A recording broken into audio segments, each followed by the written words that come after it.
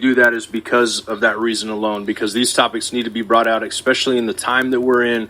We're in a time period like no other, like nothing that's been before us. We're in an age where recently, literally millions of people signed up to have gene editing and gene tampering and gene therapy going on inside their systems, and they didn't even have to do anything other than put a little fear and a little bit of coaxing. So what we have coming now, though, people are probably going to line up, once you start seeing some of the things that we might be seeing.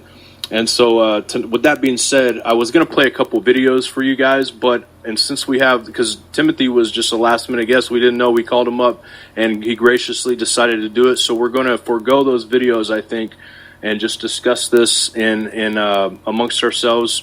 And we're going to ask some questions. David, do you have any, start with any questions? First, let's introduce Timothy. What's up, Timothy? How's it going, man? How you doing, gentlemen? Nice to be with you. Very cool, man. We're appreciative, and I guess it's been a long time, man. I don't know exactly how long, but it's been at least maybe 2 years, a year to 2 years, because you were off filming for a documentary not too long ago, I believe, in Peru. And so we didn't really get a chance to talk too much. You were working on that and having a lot of stuff going on. So it's been a long time. But I know me and you have talked on the phone several times. I think the last time we've talked for like 2 hours about astronomy. So we always have interesting conversations. Enjoyed. And I'm going to let David start since he's actually read your book. And I really, forgive me, Timothy, because it's on my top list to read, and I haven't done it yet. I feel really bad because you sent it to me in prompt timing. But I have 4 kids, and I also have I had 10 books I had to read before. So give me a little bit of slack here, man. I apologize. He's pleading for mercy. He's pleading for mercy. He didn't read your book, and he gave you 20 minutes notice to come on. So he is begging for mercy. But anyway, Timothy, thank you so much for coming on such short notice. And thank you for having on your heart the desire to speak to this issue of transhumanism. This could very well be the kill shot for the human race, and amazingly, there are so few people that are talking about it. The Christian church is virtually silent about it. So for those of our listeners, I'm sure tonight that many of our older Midnight Ride listeners are aware of the topic. We've addressed it multiple times. We've had you on 2 or 3 times to talk about it, but introduce our listeners, if you can, just what we're talking about transhumanism and just the importance of us being aware.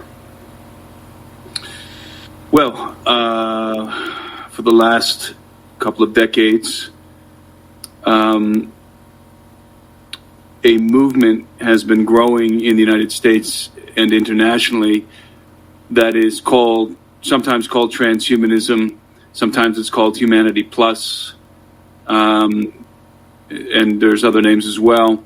Transhumanism, I think, is the most popular name for this movement, which seeks to, in their words, improve the human condition through the application of technology, the integration of technology into human biology. And they want to transform human biology in order to achieve a godlike physiology, to increase their longevity, to eradicate certain diseases, especially genetic diseases, to be able to run faster, jump higher, be stronger, be smarter. A lot of the transhumanist technologies revolve around increasing these cerebral capacity, so transhumanism is a term that implies transition. It's a transitory term. That's why it's called transhumanism. So when you use the word trans, which is transition or transitory, it's not the end, but the means to an end. So the question is, what is the end? What is the end game of transhumanism? And it turns out that the end game is what's called post-humanism. And the word post implies a situation that is in the aftermath of the human species, a species that is no longer human. In fact, there's a technological aspect to transhumanism, and there's a religious aspect to transhumanism. The technological aspect involves primarily what are known as the GRIN technologies: genetics, robotics, artificial intelligence, and nanotechnology. And those are four primary streams in what's called biotechnology. And there are other streams that connect to those primary streams or rivers in transhumanism in terms of the biotechnology. But those are the four primary technologies that are coming together and have been coming together for 2 decades now. And that's why futurists refer to the age in which we now live as the hybrid age, because we're seeing the hybridization, the amalgamation of these streams, these technological streams. And as those streams come together, the result is going to be that the human race is going to have the power to fundamentally alter our race forever, and alter it in ways both technological, in terms of cybernetics, implanting chips into our brains, into our cerebral cortexes, enhancing our physiques in various ways, using hybridization through genetic modification, hybridizing the human genome with other genomes, and nanotechnology, which are basically microscopic robots that will be patrolling our vascular system in the future, and these little robots will be, making repairs and altering our cells. And then, of course, artificial intelligence, which is going to create sort of the mainframe, the computing power behind all of this. It's because technology right now, computers are very good at making calculations, but those calculations depend on our brains. But as the computers get smarter, they're going to be more reflective of the human mind. They're going to be able to begin to think for themselves. I don't believe they're going to become conscious. I don't think that machines can actually become conscious. But they're going to enhance our consciousness. And they're going to allow us very much, I hate to use movie examples, but very much like the Matrix, where they would be plugged into the cable, and they would be able to download different kinds of abilities, because the computer was basically the downloading into their cerebral software these abilities. And so this is all moving at an exponential pace. And again, the goal of transhumanism is not simply to modify the human condition. It is to create a new species. It's to consciously evolve the human species to take us to the next level of our evolution. And in their words, that next level, according to some of the leading scientists, that being, that post-human being, is going to be called Homo Deus, the God-man. That is just amazing. And what is very concerning to all of us is the fact that in your book you talked about the Christian Transhumanist Association, and there is also a Mormon Transhumanist Association, the MTA. They are saying that Mormonism mandates transhumanism, and of course the original theology behind transhumanism would have come from Pierre Teilhard de Chardin, who wrote in the 50s and the 60s, and he was a big devotee, I'm sure you're aware, of Darwinism, and he talked about the Omega Point, where man would join with technology to complete his own evolution and join with the cosmic mind of all the aliens.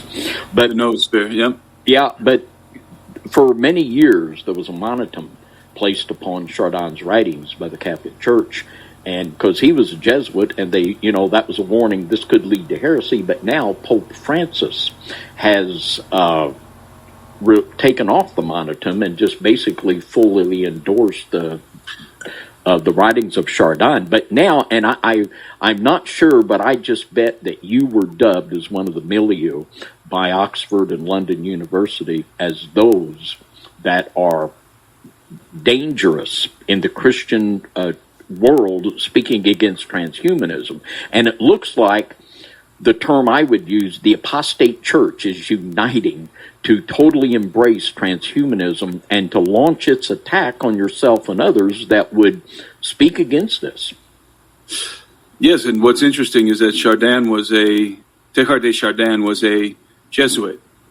And at the time, as you rightly said, the Vatican, which was conservative back in the time that Teilhard was writing, back in the 60s and 70s, I believe, perhaps earlier, the Vatican was very conservative at that time, and there was a struggle going on within the Vatican.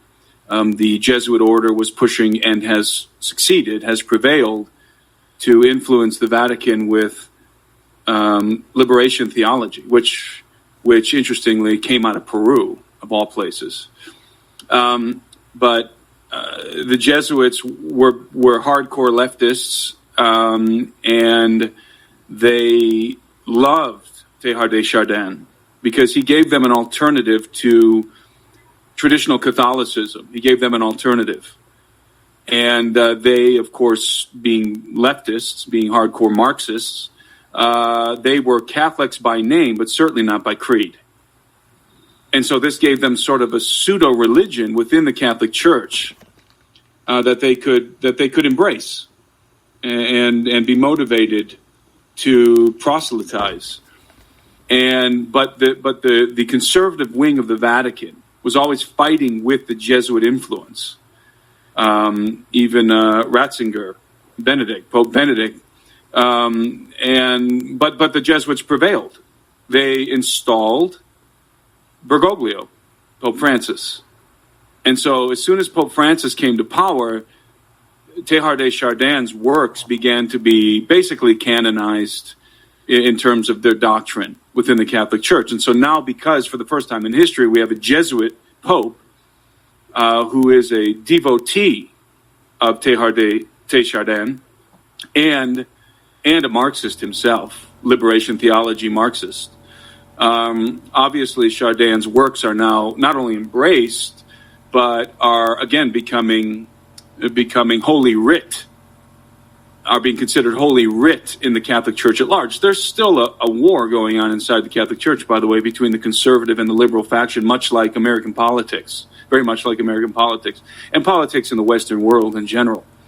The conservative factions. When I say conservative faction within the Vatican, I'm talking about the faction that is against homosexuality, that is against what do you call it? The contraception controversies in the Vatican and so forth. But this will sort of bleed us into another topic as we go forward here, which I think is appropriate. The Vatican is definitely, both conservative and liberal factions inside the Vatican are definitely formulating a theology that accommodates transhumanism. And not only transhumanism, but also the alien question. So the Vatican is definitely laying the groundwork for this right now, for both of these realities. And so, as you said, the Mormons, transhumanism is it's a perfect fit in Mormonism, because the Mormons are their quest is to become gods. So transhumanism is a perfect addendum to their religion. It's a perfect fit with Mormonism. It's just part of their theology. So there's no surprise there. But the real surprise, and I guess we shouldn't call it a surprise, the technologies I mentioned earlier, the GRIN technologies, these are biotechnologies. They're also described as emergent or emerging technologies. Okay. It should be no surprise, and it certainly wouldn't be to any of us, that the fastest growing movement within Christianity is called the emerging or the emergent church. And the emergent church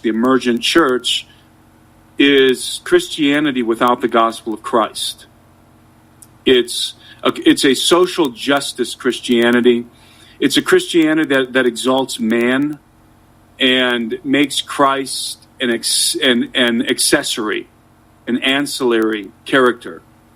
And the gospel is a minor feature of Christianity. In fact, they completely twist the gospel. The gospel is something different to the leaders of the emergent church. And so I believe that the emergent church, I keep using these words interchangeably because they're both the correct titles, emerging, emergent.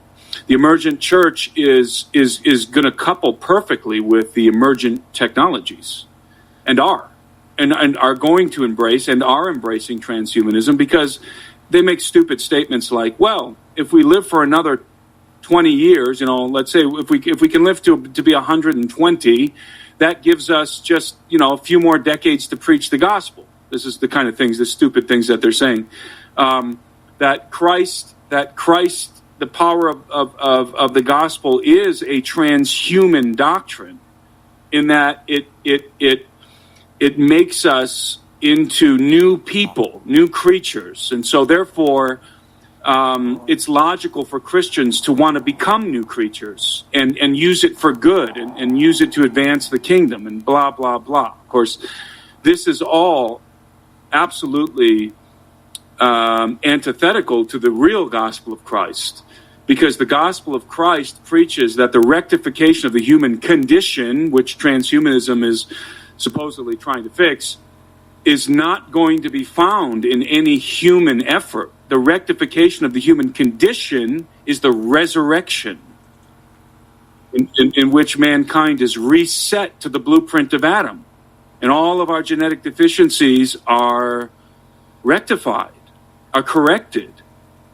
All of our deformities and all of our shortcomings as a species in terms of our biology are going to be rectified at the resurrection. That's why I say that, and this is why at the end of my book I make the statement that Jesus Christ is humanity 2.0, because that's another phrase that they use for transhumanism. Jesus Christ is humanity 2.0.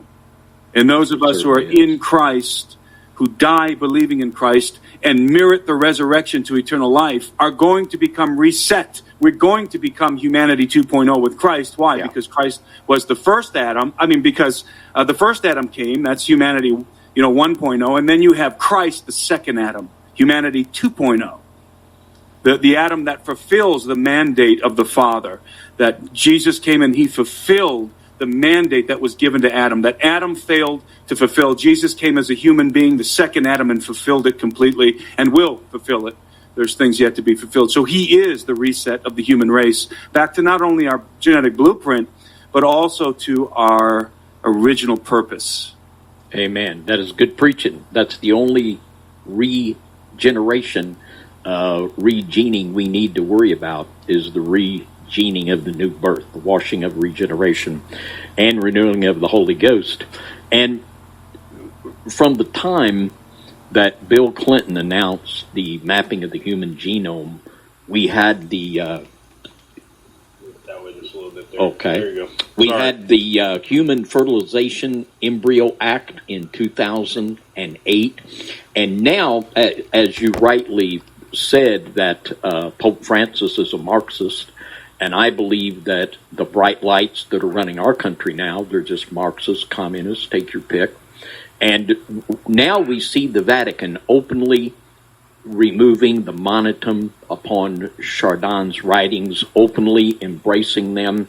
Can we see the same thing? Are we on target for an escalation of the removal of any restraints from a moral and a biblical standpoint against genetic research? Can we see this escalate now that the same-minded individuals are in control of the ability to make laws?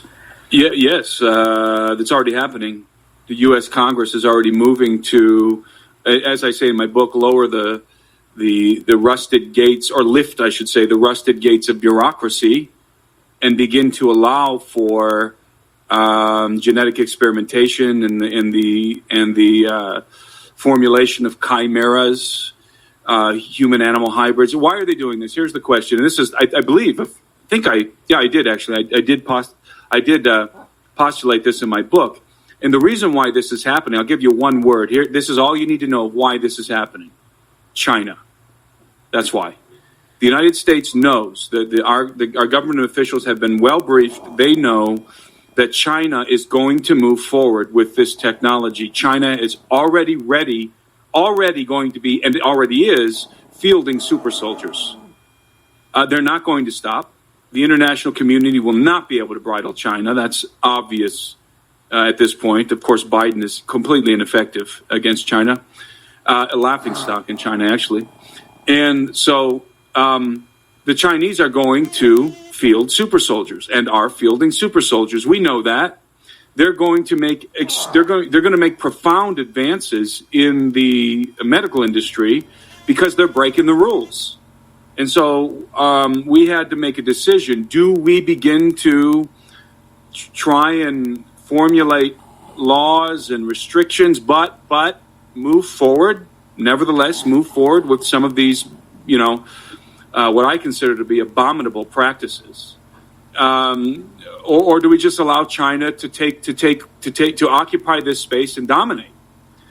And it's a national security thing, okay? Now, here we go. I'm going to bleed into this other topic here because they are so inextricably linked. Hey, Timothy, before you bleed into the other topic, I want to raise some questions about that. So, what this reminds me of, and correct me if I'm wrong, guys, but when Hitler was actually in control of the country, and you had the Third Reich, and you had them adopting every occult practice known to man in order to further their scientific minds. A lot of the rhetoric they would use is other countries are doing this, other countries are doing that. In the Cold War, we had the same kind of rhetoric that all of these other countries are producing these things in order to get the people in mind to say, yes, we have to do this because China is in the lead, China's in this. And I'm sure you guys are aware, but on May 28th, Braun from Indiana and another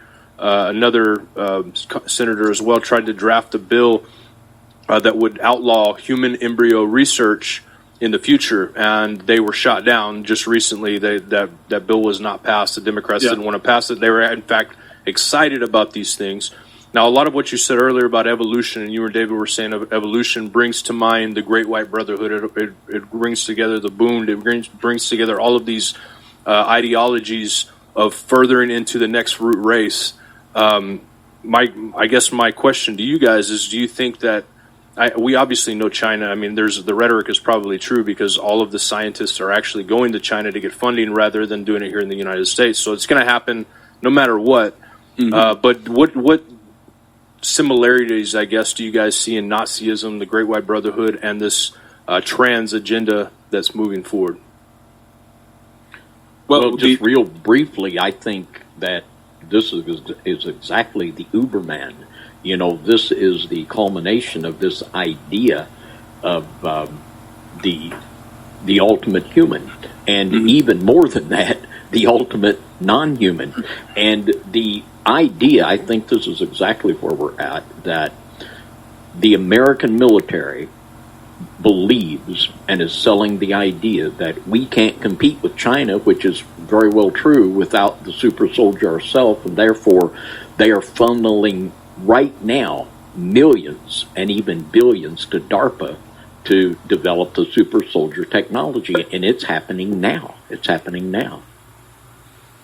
But yes, go ahead, Timothy. And I would say that that's exactly how we got the atomic bomb. By the way, we developed the atomic bomb because we were warned by Einstein and other scientists that Germany was developing an atomic bomb. So what did we do? We rushed the development of the atomic bomb. We were perfectly aware of the potential consequences, and we detonated the bomb, wondering if it's going to blow up the entire world. There's actually speculation that it would be an endless chain of explosions, and it would destroy humanity. But we did it anyway. And the reason why we did it is because of a principle that I outlined in my book called the technological imperative, or the inevitability thesis, which states that once a technology is introduced into society, a useful technology is introduced into society, that technology will be inevitably developed to its maximal utility. And that is always true. Always. It doesn't matter what you're talking about. You could be talking about genetic experimentation that Mengele started. That experimentation, the data was harvested and is being used today. the information that we were able to derive about the creation of rockets and so forth from the Nazis. We took it and we're developing it to its maximum utility. Same thing with nuclear power. Anything we get our hands on, anything that has any benefit, especially if it has military benefit, will be inevitably developed to its maximum utility. Period. That's called the inevitability thesis. And I got a bunch of teenagers outside with my son, and so if you hear noises, that's what's going on out there. That is what's happening. And David, you raised a very important point here in that the groundwork, let's call it the philosophical, because there's technological groundwork that came from the Germans, that came from the Nazis. There's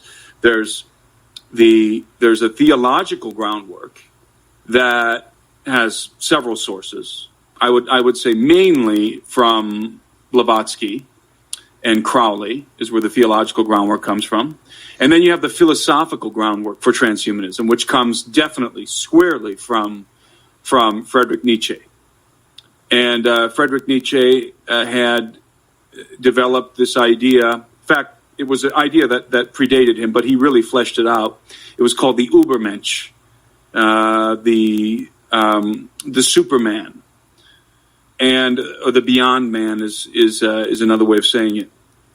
And the Übermensch was it was this idea, this philosophical concept that, as Nietzsche said, man is not the wonderful thing. The great thing about man is that he's not an end, basically, but not an end in himself.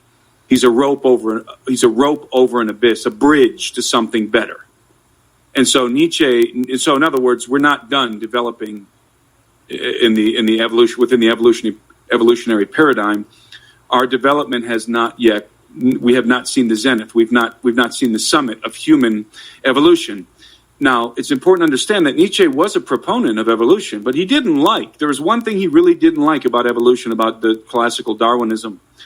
He did not like Darwin's mechanism for evolution. Darwin's mechanism for evolution is, of course, natural selection, which is blind. Natural selection, it isn't going anywhere. It doesn't have any purpose, right? It's a rudderless ship. It's not going anywhere. So it lacked a destination. It was aimless. And so Nietzsche introduced a new force within evolution, which he called the will to power. And the will to power gave evolution a purpose. It gave evolution a destination.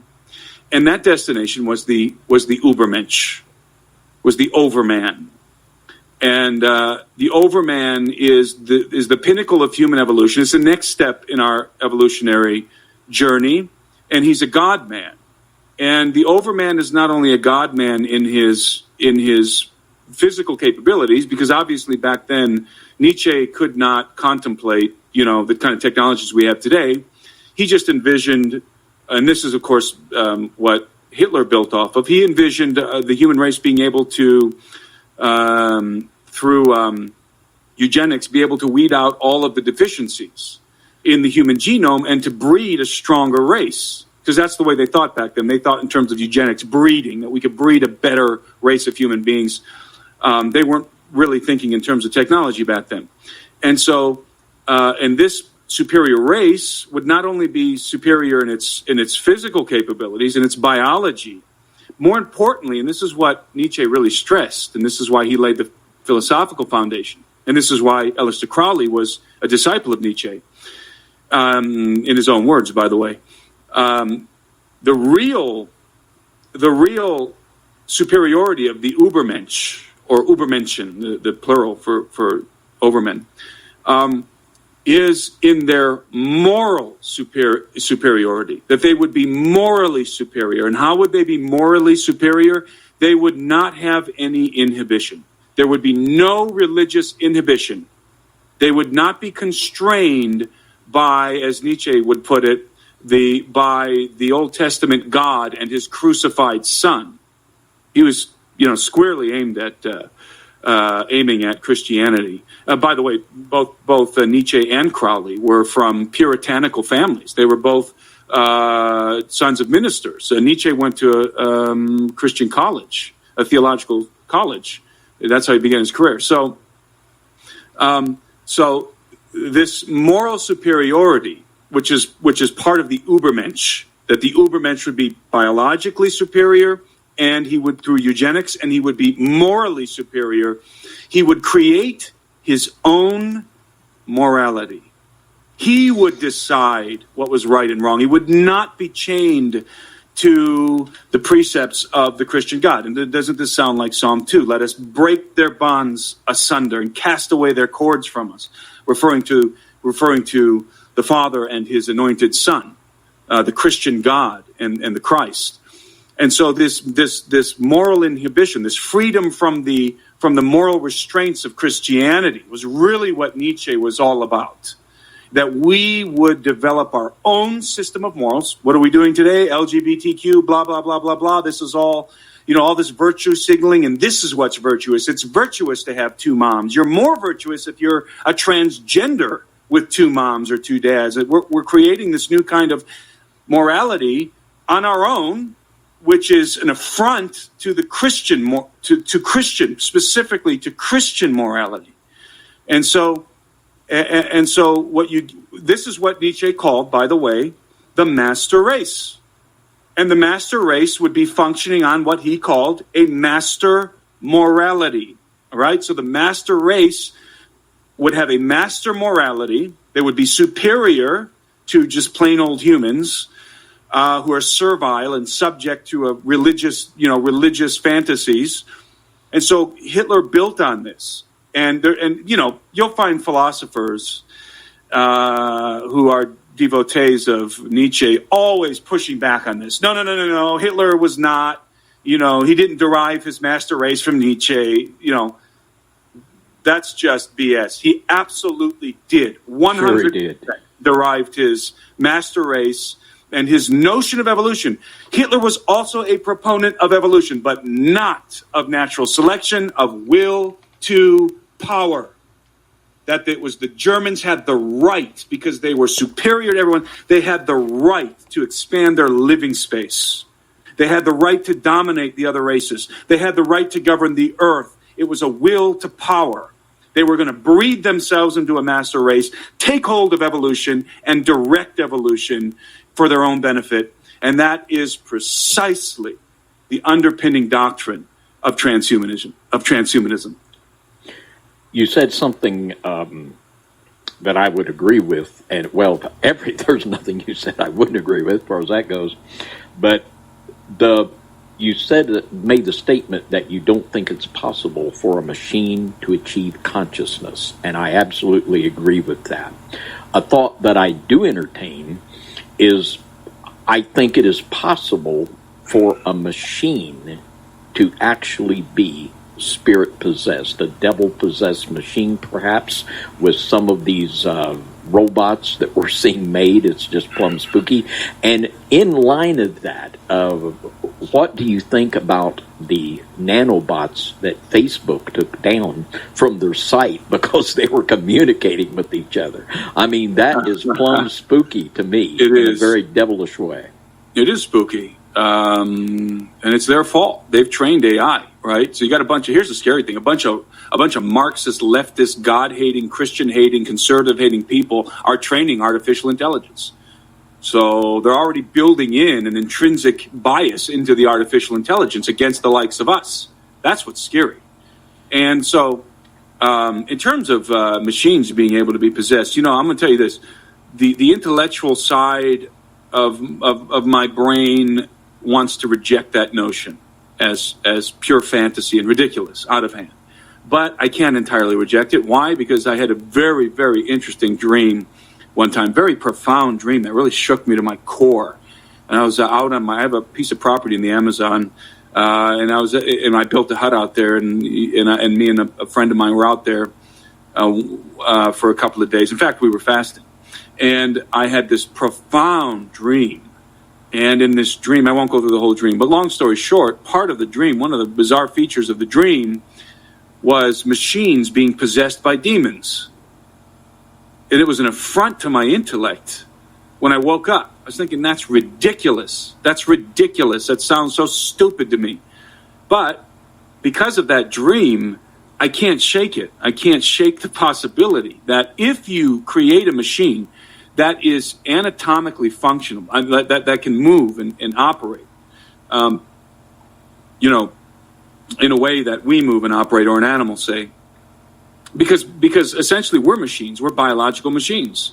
We're extremely advanced machines, and we can't build any machine that's advanced as us. That's impossible. We don't even understand how intricate our biology is yet. We're making new discoveries about the cell. Just that we can't comprehend how complicated one cell is, how complex a single cell is. We're still learning the complexity in a single cell. So we can't make any machine that's as complicated or efficient as a human cell, one human cell. So, but to the degree that a machine is functional and can perform certain tasks, I don't think we have these kind of machines yet.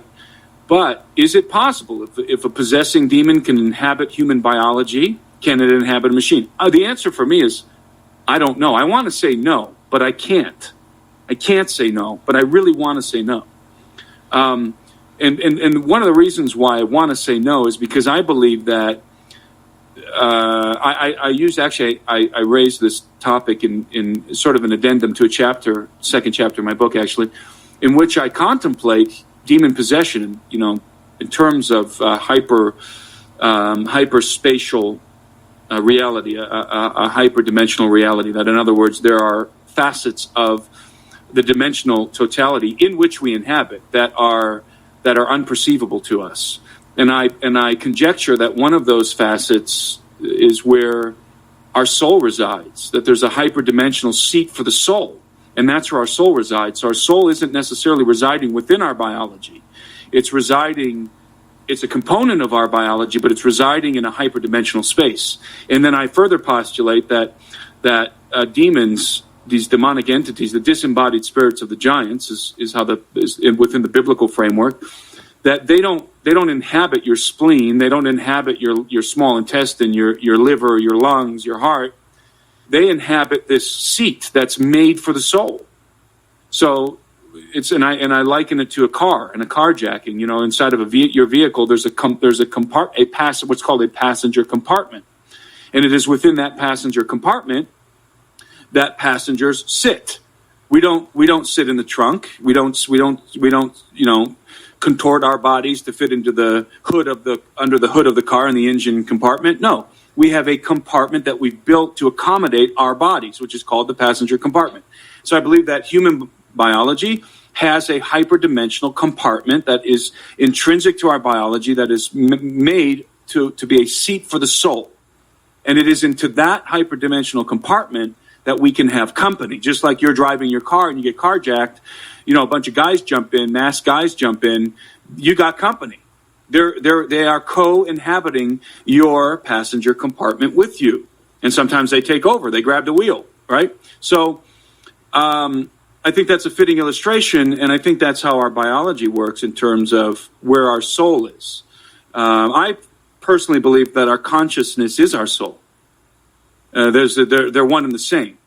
The consciousness is synonymous with the soul, and I have reasons why I believe that, but we don't have to go into those. But so if I'm correct, okay, if I'm correct, and I don't know that I am, it's a postulation, it's a hypothesis. If I'm correct that there's a hyperdimensional seat for the human soul, then that means, according to my hypothesis, that a machine cannot house a soul, because there is that hyperdimensional seat for the soul is not present.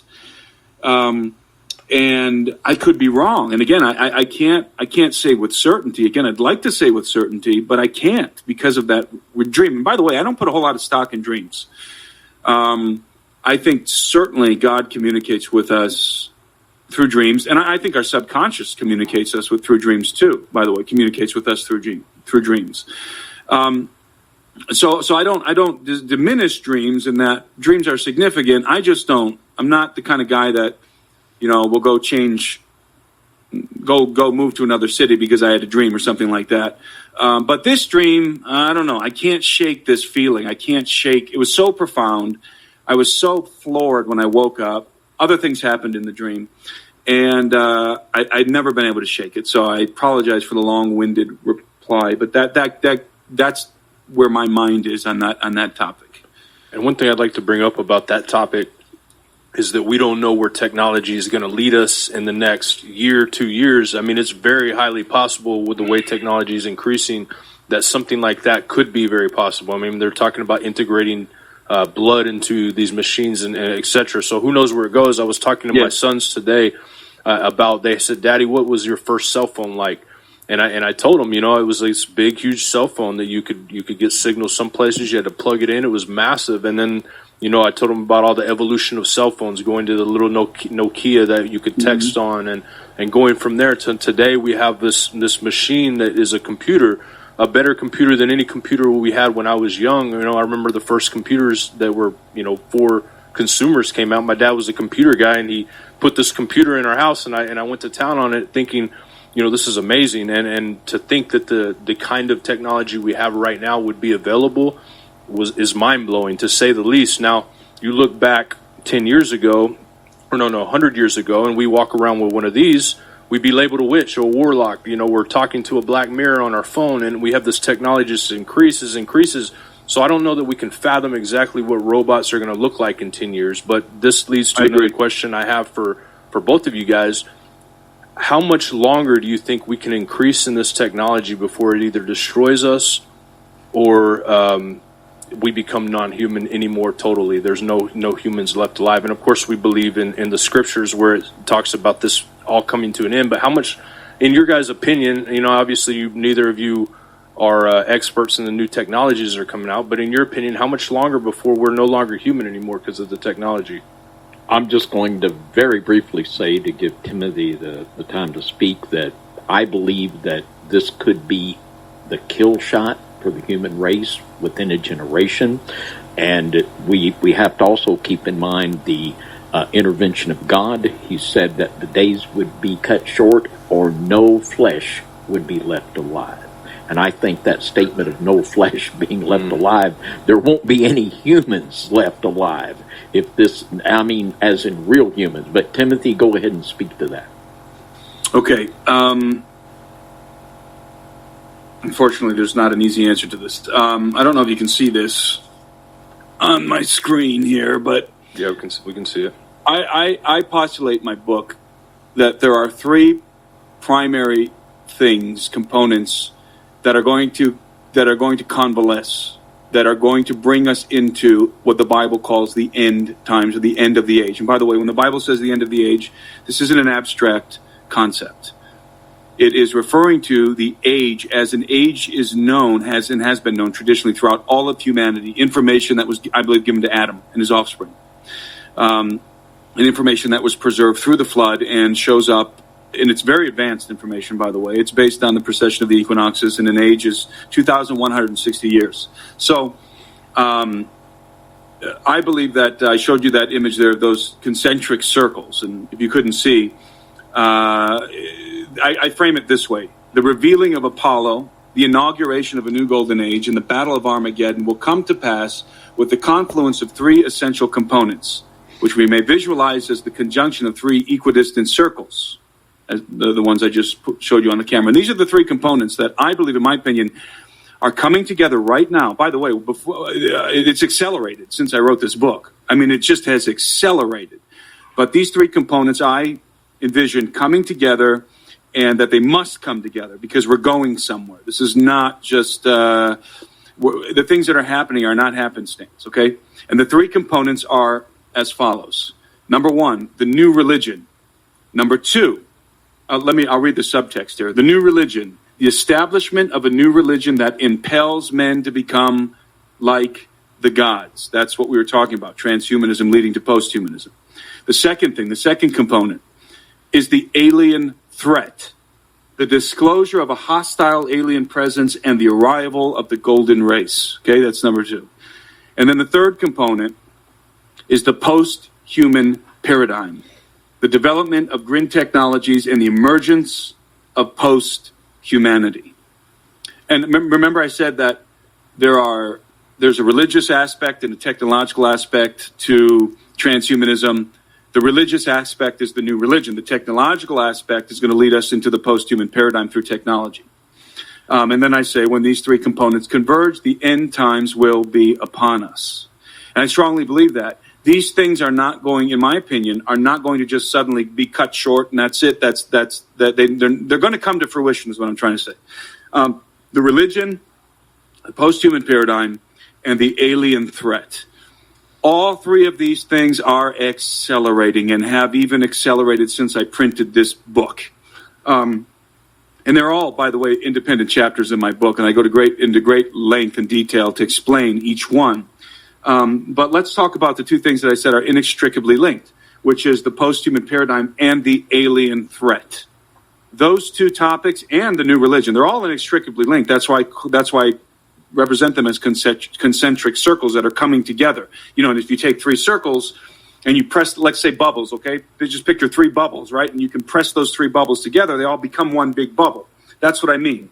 That's what I'm trying to convey here with these three concentric circles. They're coming together. They're going to form a new. Their convergence is going to lead to a new golden age, and Apollo revealed. And so to sum this up, these three components are going to take time to unfold, and we're seeing them begin to unfold. Clearly, we're seeing the post-human paradigm beginning to unfold with all of the advances in the biotechnologies that are now happening, and the U.S. government beginning to allow for the creation, or we're going down the path of allowing for the creation of chimeras, following China, trying to catch up to China.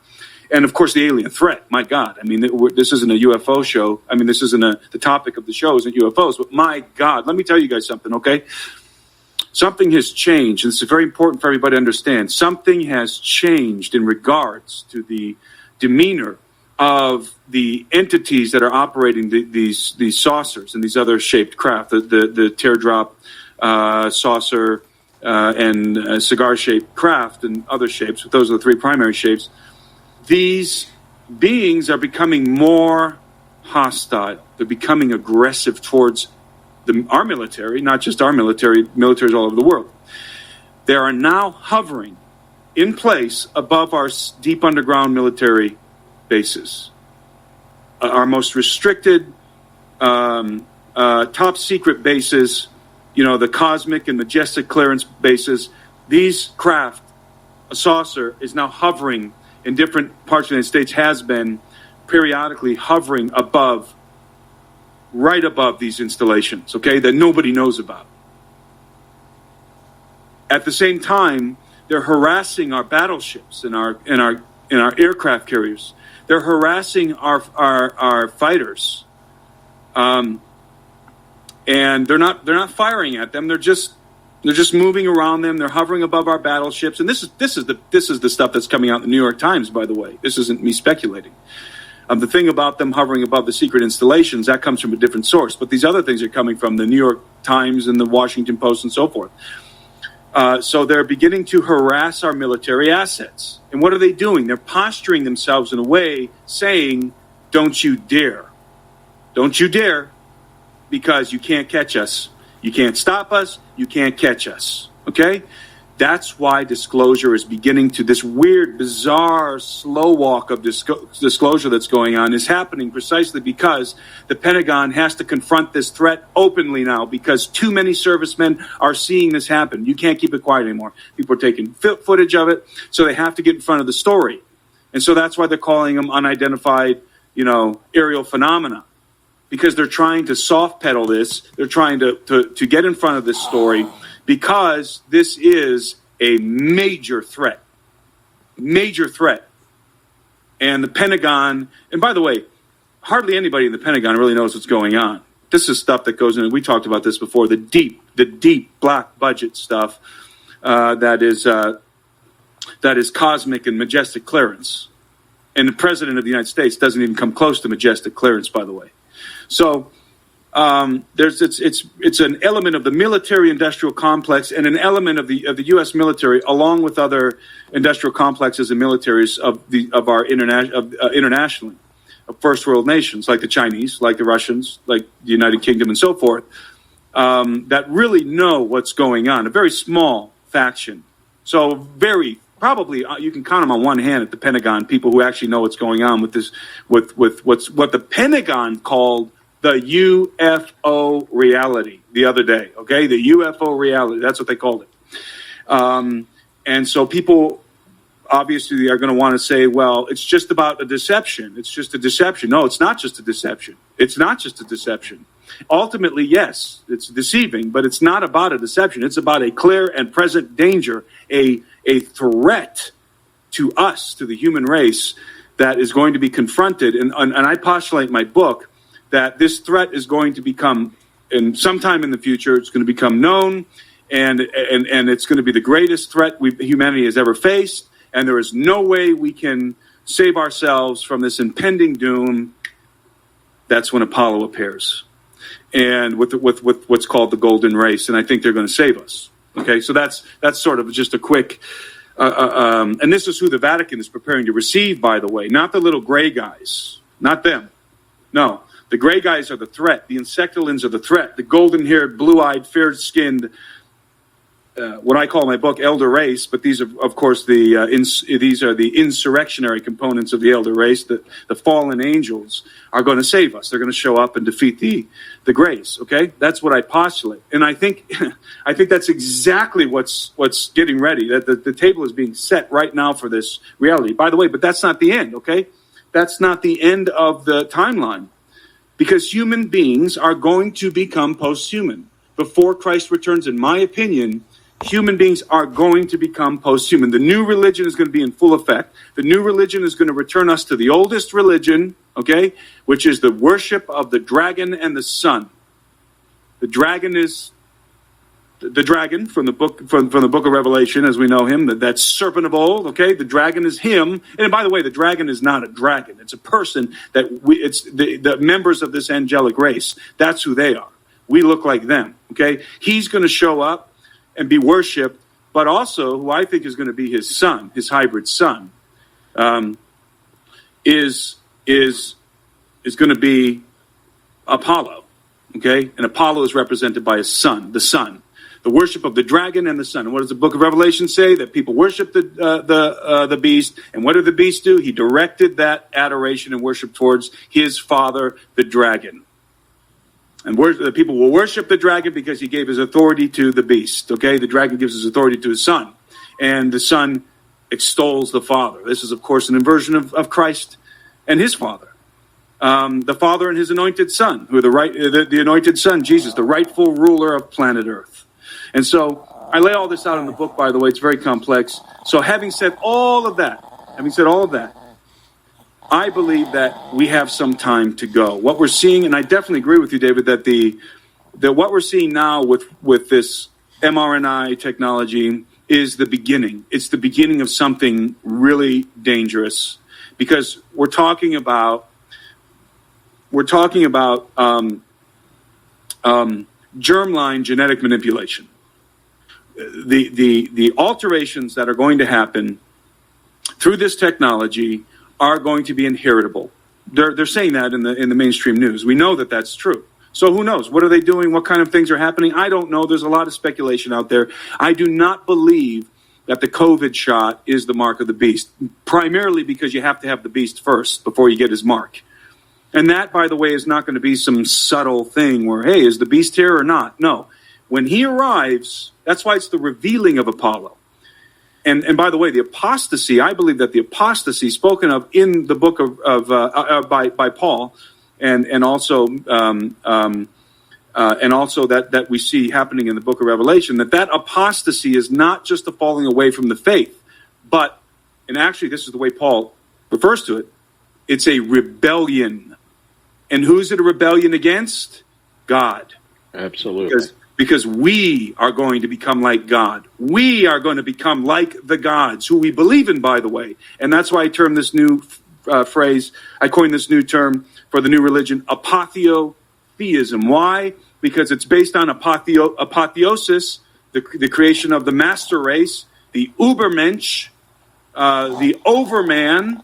So we're going to become like the gods, which is theism. So it's not going to be there is no place for the atheist in the future. There will be no atheists in the future. No. We will acknowledge that the gods exist, these blonde-haired, blue-eyed, fair-skinned saviors, right, who show up. They do exist. But, of course, not in the traditional sense. They're not throwing lightning bolts down or whatever. They're flying around in saucers, and they have this amazing technology. They do exist. And we will become like them. And also, this God, Adonai, Yahweh, and his anointed son, they're just like them. And so we will become like the gods, and together with the gods, the kings and the rulers, two different groups in Psalm 2, we will form an alliance, and we will go to war with God. That's the apostasy. That is what's going to happen. That, by the way, is Armageddon. And, so I have a different view, obviously, than a lot of other people, but I believe very firmly that this is exactly where we're headed. It will come to fruition. I believe very, very quickly here, 20 seconds, I believe that Christ was born, the age of Pisces, in which we are now in. The age of Pisces was initiated at the birth of Christ. I personally believe that. An age is 2,160 years, and so we are 2,021 years from the birth of Christ, or thereabouts. And so I think we've got a couple generations to go before all of this comes to fruition. And literally at the end of this age, which is represented by a fish, at the end of this age, that is when these things will come to fruition. That's just my personal opinion. John, I know you had some more questions for Timothy. Why don't you get them in? We're on the other side of 11 o'clock, so go ahead. And I know you had a lot of things you wanted to I don't want to take up, I know I told you an hour because I know you were tired when we called you before. No, he's getting wound up now. Timothy's, he's all juiced up now. He's ready I'm good to go as long as you guys want.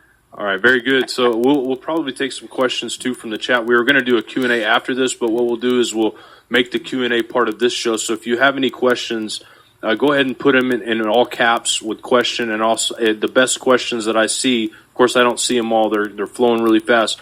I will ask those questions to Timothy as well. But I just want to tell you both, first off, this place we're in right now with humanity, it seems a very dangerous place. It seems like a place where people could mess up and screw around and mess up their humanity altogether. Now, that question that I have, the question that I have for you guys is that what percentage of your DNA, your genetics, has to be changed or tampered with in order for you to lose that humanity that would allow you to be a part of the kingdom of God? How much humanity would you have to lose for that to happen? Of course, we know what happened in Genesis 6. We know what happened throughout time when genetics were at the forefront of the revolution, right? That's exactly what happened in Genesis 6.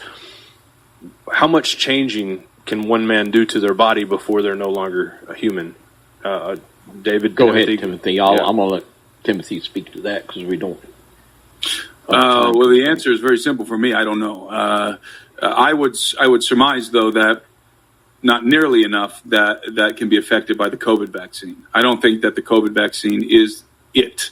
And for those who've gotten the COVID vaccine, I don't think that you've taken the mark of the beast or that you've forfeited your humanity by any stretch of the imagination. Understand that post-humanism, as we said, post-humanism is the end game. Understand that post-humanism is nothing remotely like us. We're talking about a drastic change. Nietzsche said that the overman would be as different from us as we are from chimpanzees. And I believe that is indeed the case. There's going to be a two-class system in the future. I call it the neo-humans versus the neo-humans. The Neanderthalic humans versus the new humans. It's going to be a two-tier society. It's going to go way beyond a COVID passport, by the way. It's going to literally be, there's movies out there that are, sort of dystopic movies that I think pretty accurately depict what we're headed for. and futurists and technologists also think that those movies are accurately depicting, like Gattaca, for example. We're headed into a scenario where there are literally two different species inhabiting the earth. So the one species is going to be ultimately persecuted and marginalized, like in the movie Gattaca, by the other species. The neo-humans, the Neanderthalic humans, are going to be marginalized, persecuted, and eventually hunted for sport, probably even. Think Hunger Games type stuff in the future. And they're going to just be viewed as inferior. And by the way, they will not be allowed ultimately to participate in society. And there you have, I believe, the what the mark of the beast is talking about. Because when you take the mark of the beast, you become like him. You're remade in his likeness. It's a mirror. Okay, it's the antithesis of the gospel.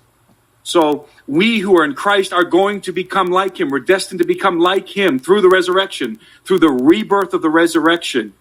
Those who are going to follow the beast are going to be reborn in his likeness.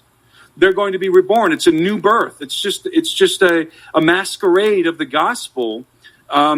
It's the gospel upside down. You're going to be reborn in the image of the beast, consciously so, by the way. Consciously so. You're going to worship him and choose to become like him. And in choosing to become like the beast, you will willfully, and this is important, willfully and knowingly forfeit your humanity. In other words, you are going to willfully and knowingly discard Adam. You're going to discard Adam, and you're going to take on the image of the beast. And by doing so, you will alter your genetic composition so drastically that you will no longer be human and therefore will no longer qualify for redemption in Christ, because Christ became a man to save men, period. He became that's why he's called a kinsman redeemer. He became us to save us. And so if we consciously evolve out of ourselves, we become something else, we forfeit, we are no longer qualified. We're no longer candidates for salvation. And so at some point in time in the future, there won't even be any candidates left for salvation on earth. Think about that. There won't even be any candidates left, because the people who will be left alive are probably going to be Christians at that point because of the things happening on the earth. Either you're going to be a Christian or you're going to be with the beast, because the biblical narrative is going to be so obviously, the prophetic narrative is going to be so obviously fulfilled. So you're either going to be Christians being hunted like wild beasts, refusing to take the image of the beast, refusing. We're not going to become like you. We choose to remain Adam so that we can be resurrected, redeemed, and reconciled, and then rectified in Christ to the Father and to the blueprint of Adam. And then you're going to have the other side of that equation, which are the people who just are flocking to the beast and extolling him and his father, the dragon, and are going to become like him because they want the longevity and everything that's going to come with it. I mean the cerebral capacity and so forth is going to be just absolutely tremendous. And it's going to be extremely tantalizing. It's the fruit from the tree. It's that fruit from the tree of knowledge. It's just hanging there, and you just want to eat it because if you do, you can become like them. And we're going to have a living example of what that is, and that's going to be Apollo. He is going to be the archetype of the new man, but not a new man in Christ, the new man in Apollo, the antithesis of Christ, the anti-Christ. And so it's going to be a willful choice that we will make or we will not make. And the beast will not be allowed, will not, by the way, not be permitted. Remember, he's permitted to reign. Who permits him to reign? God permits him to reign. So he's permitted to reign for a short time. But he's not permitted to force Christians to take a mark. He just kills them if they don't. So ostracizes them from society. They're a lower class. They're Neanderthalic, neo-humans. And then ultimately is going to attempt to exterminate them from the earth. Now, they won't all be exterminated because some people are going to be alive when Christ returns. Believers are going to be alive when Christ returns. And in fact, people are still going to be receiving Christ, calling on the name of the Lord as these things unfold. So, however, there are going to be very few candidates even left for redemption in the cross, because there are going to be very few humans left. And, by the way, the punchline of the book, the dominion of the earth is attached to our humanity. You lose the human populace. We are no longer human, and somebody else, hybrids, become human enough to retain that or to usurp that dominion from us. That's what happened in Genesis 6. As in the days of Noah, Jesus said. And when it came down to get on the boat, they could find 8 people that were pure in their genetics, and one of them was even questionable. So could it be that, as in the days of Noah, that this genetic corruption of the human race is so profound that it gets, as you say, very few candidates? I think that is very possible. And and I would agree with you. I don't believe that the COVID vax is the mark of the beast, but what I do believe is that this could be one of many things that are going to contribute to genetic corruption. I think that there are some very profound dangers there. It's a precursor. Yeah, I've used that very word, a precursor, and I would agree there wholeheartedly. One thing, and before we go to do you want to go ahead and go to the questions? I do. Okay, yeah, go ahead. I know. You can. I was just going to say too, to add to that, like we don't, obviously there's elements missing for this to be the mark of the beast. However, if I were the one conducting the research and seeing where people's minds are at right now, this would be a perfect test to see. It's not hard to see that people are going to run and jump after whatever's coming. So that would be one thing that I would say. If you're the kind of person that would run and jump into new technology, which it is new technology, I've researched CRISPR and all of the way this works. It reacts in the same way. It gets rid of the receptive part of the DNA that would receive the virus, right? They're trying to do this with HIV. They're trying to do this with a lot of different things, which on the surface sounds great. The problem is when they get rid of that particular gene, they don't know what all it does. They know it does receive the COVID. They know it does receive this and that, but they don't understand what it does. And this is what any doctor will tell you. And of course, I'm not going to go into too much. This video will be banned from YouTube forever. Just talking, the hint of the word in here will obviously cause issues. But personally, I'm not running out to get any kind of gene upgrades. The way that we look at these things, you can look at stuff and you can say, well, this is not that, but it still doesn't mean it's not dangerous. Just like if you go and shoot up heroin, yeah, it's not the mark of the beast, but it's probably going to kill you, and all of these different things can kill you and can cause some severe problems. Now, Timothy, earlier you were talking about the place where God sits, right? They've talked about trying to tamper with those genetics to get rid of that God gene type thing. So when you say something like this is not that, would you also state that it's possible that it could tamper with that reception? Maybe this is what the Psalms was about, getting rid of this cord that they have. Would that not be a caution to throw out there with you guys? Certainly. I think there's see, God communicates with us in a very interesting way. Obviously, he doesn't communicate with most of us, certainly not with me, vocally, audibly. He doesn't show up and knock on the door and come and sit down and have a cup of coffee. God communicates with us through the agency of his Spirit. And so we are communicating, we are in communication with God through some kind of a mechanism that is, and this is important, inherent in human biology. Why? Because we were created to communicate with God. So this isn't something that's just activated in Christians. We were literally created to have fellowship with the Father in the Father's house. We were created to be sons in the Father's house. Adam was. So that mechanism, the ability for Adam to commune with his Maker, it's a built-in mechanism. It's inherent. So we all possess it. Even Christians and non-Christians alike, the human species, the offspring of Adam. Now, that's not to say that everybody's communicating with God, but we all can certainly receive communication from God, and perhaps even communicating on a subconscious, which is not good news for a lot of people, by the way.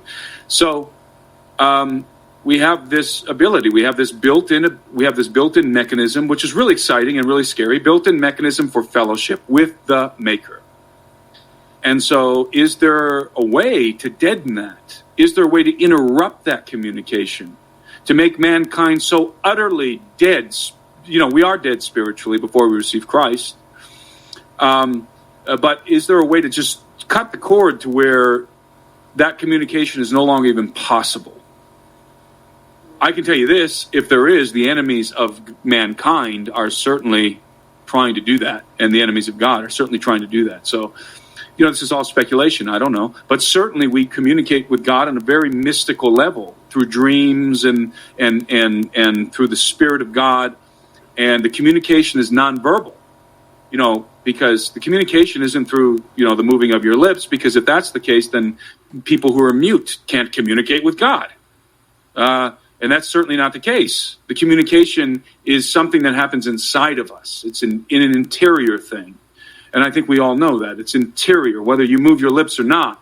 You're communing with God or not communing with God on the basis of this mechanism that's built into us as human beings. And that is, it's like a walkie-talkie for the spirit. For your spirit to commune with God, your soul to communicate with the Maker. That has to be the case. So, can they deaden that? Is there something they can do? Is that linked to our biology somehow? Like I said, if it is, these nefarious sons of Satan will attempt to cut it off. For sure. So David, did you have anything you want to say before I go to the questions here? I've got a couple lined out. So. And just very briefly, this is exactly what it seems like DARPA and Russia and China are trying to do in creating a soldier that has no mercy, no compassion, basically devoid of any human emotion or compassion, the ultimate guiltless killing machine. And that the ultimate Ubermensch. The eradication of the soul.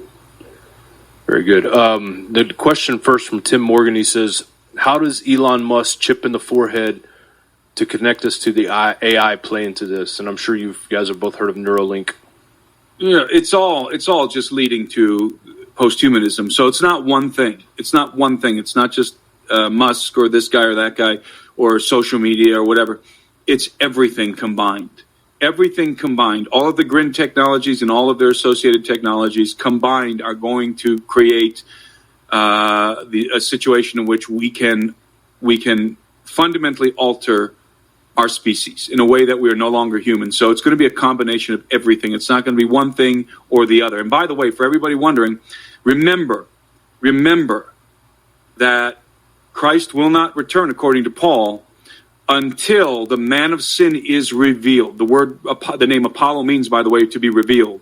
Apollo's a play on the word of Apollyon, destroyer, but Apollo in Greek mythology was born on the island of Delos, and Delos means to be revealed. So the word Delos means to be revealed, and so the revealing of Apollo is a precursor to the mark of the beast and the apostasy, which is war with God. The apostasy is kinetic war with God and a rebellion against God. So all of this is a precursor.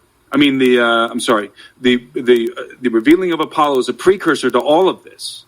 And so we're going to get to a point where we will have the technology and we will be taking the first steps to fundamentally transform humanity. We are not there yet. We are seeing the technologies that are going to make it possible, but those technologies are nowhere near ready for the wholesale transformation of the human species. They're not ready yet. They're still in their infant stages. Look, we're surfing the internet with our fingers. Just wait, because probably before I'm dead, we'll be surfing the internet with our brains. That's coming. And a host of other things. And so we got a ways to go. A lot of technologies are going to be developed along the way. We are going to be interfacing with the internet. We are going to be interfacing with our cell phones from our brains. It's where these guys are going. It's logical evolution, by the way, of this technology. And many people are going to be living in virtual worlds, by the way. They're going to be living in a virtual world. You know that one video game that came out some years ago I think it was called Afterlife, where you can have a virtual life and so forth. Well, guess what? You're going to be in that virtual world in the future. You're going to, just like them, and I hate to bring it up again. I hate it because it's such a cliche. Just like the Matrix, you'll be sitting in a chair interfacing in this world that's like three-dimensional, interactive. You can smell it, you can taste it, you can touch it. It's going to make the porn industry explode like you've never imagined. And by the way, they're the ones putting a lot of money into this. And so this is all coming, and it's not going to be developed next year or the year after, by the year 2025 or the year 2029. This is going to take time. But everything you're seeing are the little building blocks. Just like you mentioned the cell phone, how big and clunky it used to be. Well, you know, it took a lot of iterations before it became this, right? So, and those iterations evolved over decades. So we're going to see things coming out left and right. And I wouldn't jump the gun on, you know, everybody wants to jump the gun and say, mark of the beast, mark of the beast, mark of the beast. Well, you're going to sound like the boy who cried wolf eventually, because if you're saying that for every single thing that comes out, remember back when we were kids, me and John, when we were kids, the credit card was the mark of the beast. Yeah. For a lot of Christians, there's a lot of barcode at one time. Barcode, yeah, but the credit card, the barcode was the mark of the beast, and it's appropriate for us to be vigilant, for sure, vigilant, yes, but we got to remember that the mark of the beast is connected to the beast himself. You see the beast arise, then you know the mark is like right. We're right at the gates, and but yeah. I don't want to get it. I'm not going to chip in my brain. I'm not going to get the vaccine. I'm not going to do any of these things, because I'll tell you why. Redemption is for Adam and his offspring, period. Amen. And I want to remain Adam. Amen. To qualify for redemption, reconciliation, and restoration in the family of God. Yeah, and I think it's safe to say that if any of these precursors you feel so inclined to jump on, then I would say that you're in line with the propaganda to receive the mark. And I agree with you, Timothy. In fact, on our fellowship, I made the clarification, because there's people, believe it or not, guys, I know you guys have seen it all in the years of being on YouTube and being talking in front of people. You see all kinds of different people that come across the way. As a kid, I felt terrified half the time, because there's so many people saying the end of the world's coming now, it's coming, you have this going on. So eventually you're just like, whatever, I don't believe any of that crazy stuff. But there's people right now, basically, you're a heretic for what you just said, Timothy, according to them. According to what I just said, I'm a heretic. You're a heretic, David, for saying this is not the mark of the beast. And I had to make a clarification to say, look, I don't know what it is. All I know is this, like, there's qualifications missing. You buying or selling, first off, I can buy or sell just fine without it right now. And I don't see a bunch of people being pushed to worship anybody right yet. I don't see a lot of these different things that are supposed to take place with this so-called mark. The scriptures, there are multiple ones that directly connect the mark of the beast with worship and a willful surrender of worshiping to the first beast of Revelation 13. Mm-hmm. That is just scripture, and that's just... Exactly. That's what. And a willful rejection of Christ, by the way, that goes along with that. Yeah, absolutely. And we could say too that there's a lot of stuff out there will send you straight to hell. That's this side of the mark of the beast. Exactly. Lots of stuff. Other things to worry about, I think. At least as much as the COVID vaccine. All right, guys. And our next question comes from Claire McLaughlin. She says, why did, and I don't know if you guys are aware of this, I haven't seen it, but why did the CDC put out the booklet on the zombie apocalypse? Have you guys seen that? Are you aware of that? I haven't seen it. No, but I wouldn't put it past the administration and the Marxists that are pulling the reins of power at these organizations, at these institutions. I wouldn't put it past them to be trolling us, to be trolling conservatives. What the government, remember, people need to keep this in mind. The elements of the so-called deep state, the CIA, the NSA, and so forth, are trying to goad the quote-unquote Q audience, the Q people, which, I'm not a follower of Q, never have been, but they would consider me Q because I'm a conservative Christian, and I have alternative views on things. They consider me in that Q white supremacist group, right? Don't put it past them. In fact, this is what the CIA does very well. They're trolling us. They're trying to get us to bite on things and to believe crazy things, and so that they can drum up like this hysteria. And certainly they've been doing this. Believe me, they've been doing this. They've been launching psyops on YouTube, on the internet, for years, at least, especially in the last decade. And I think it's direct operations linked to the CIA and the NSA. And they're launching these operations. It's psychological warfare, and they're trying to create this threat, right? This imagined threat. And that's exactly what they're doing. This isn't even a hypothesis at this point. And they're calling us, they're labeling us again, Q people, white supremacists, conspiracy theorists. And so be careful. Be careful. They're trolling us. I'm not going to say exactly which topics there are. I've got my own opinions, but I don't have any definitive proof on which topics. But believe me, they're trolling us. So don't take the bait. All right, I'm going to ask another question and I'm just going to do two more questions, guys. You guys have been, first off, asking some amazing questions, and I'm so sorry I couldn't get to all of them. I mean, they first off, there's a lot of people listening, so the chat's moving fast, so I can't even see them all. But the ones I am seeing, it's hard for me to decide what questions to ask. So I'm going to ask this question because I think a lot of people listening tonight that haven't heard of you, Timothy. Some of them have, most of them have, but there are people that don't know who you are and they don't know about your book. First off, I want to say something about Timothy. Timothy has put together many documentaries that are just mind-blowing and also groundbreaking. I think we've had you on to talk about most of them at one point or another. You've been involved in major publications. This book, Birthright, that you just put out that I haven't read yet, and all right, John. But David's read, and I know that it's going to be good work. I already knew when I got it. You can see that on the screen there. Where is this available, Timothy? It's available on Amazon, Amazon.com. So you just go on Amazon, type my name in. It's the only book I've published so far. So type in Birthright, Timothy Alberino, or just my name, and you'll see. It's the only place you can get it is on Amazon right now.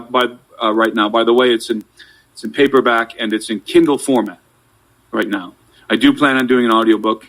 Right now, I don't have the time, but I will be doing an audiobook sometime down the line. But it is in Kindle and paperback and available on Amazon. And I would say for a very compelling analysis of not only transhumanism, but the alien agenda from the scriptural standpoint, this would be what you're looking for. And I'm just going to read some of the index here. I mean, you've got everything from alien technology, astronaut theory, breeding programs, interdimensional hypothesis. I mean, this looks like every, I guess, person that's into the supernatural's dream come true with all the different topics you discuss. Chapter 11 on the alien threat is very good. And we just touched a little. Of course, there's more that we can touch on. But go ahead, John, and I have one final question for Timothy. Okay. But that could cause a money trail, so you go ahead and get yours in. Well, you know what? Okay, so I'm going to ask a question, if you guys don't mind, instead of asking a question from the audience, because I haven't talked to Timothy in a long time. We've talked on the phone several times before, but obviously there's going to be things that we don't agree on. We haven't. We talked about it, and we don't care about that. For us, we agree on the one main core thing that really actually matters. But what would you say to people, I guess, that are looking into this subject? What would you say to watch out for pitfalls wise in looking into the subject? And what would you advice would you give on getting to the truth of the matter? I guess, pitfalls and how do they get the truth to this matter? Particularly the subject of transhumanism? Just the pitfalls on looking into this subject in general. Like what, because I know this, like when I read books on the occult, and I read a lot, I read astronomy books, I read all these different books, there's times when you look at this stuff that you start to rethink your paradigm, which is not necessarily a bad thing all the time to rethink a lot of what you believe. But is there any books that you would tell people to stay away from that have caused you to have any issues or anything like that? Or have you been pretty much able to stand strong in the faith with going through everything that you've gone through? Well, I'll say, first of all, that I think you two are a tremendous source of good information. You guys have avoided a lot of the pitfalls yourselves, and I commend you for that. Thank you. So I think you guys are a great source of information, and a secure, a safe source of information for people. Thank you for that, Timothy. You're both very intelligent, and you have successfully navigated around some of what I think are some of the biggest problematic things floating around out there, which I think are connected to the side stuff I mentioned earlier. But in terms of stuff to stay away from, a lot of people get tied up and confused and persuaded by ancient astronaut theory. Surprisingly, I have to say, I encounter Christians that are kind of wavering, and they feel like, but isn't there something to that? And well, the answer is yes. I mean, the human race has been interacting with quote unquote extraterrestrials for millennia. The Bible plainly tells us that these entities who we call angels or fallen angels, their origin is not planet Earth. They are therefore extraterrestrial. I mean, that's, you can call them interdimensional, whatever you want, but you can't avoid the term extraterrestrial because they were not created on Earth like we were. We were literally created from the clay of the Earth, and we were created to govern the Earth. They were not. They have a different origin. They have a different nature than us. And so, you can embrace the things that are true, but then, throw out all the garbage. Like, for example, all the Sitchin bullcrap, because Zechariah Sitchin was not a good scholar in his translations of the Sumerian cylinder scrolls and so forth are just abysmal. If you want to get good translations, one good source is Michael Heiser. He's got great. I think he's much more accurate than Sitchin. So, stay away from Sitchin, stay away from Don Vonnegut. Their stuff is so fanciful anyway. It's really, even though they do make some good points, some persuasive points regarding certain things, just understand that ancient astronaut theory, where although it has elements of truth, biblical truth, in that, as I said, these entities have been interacting with mankind for millennia. I mean, Adam was interacting with somebody in the garden, right?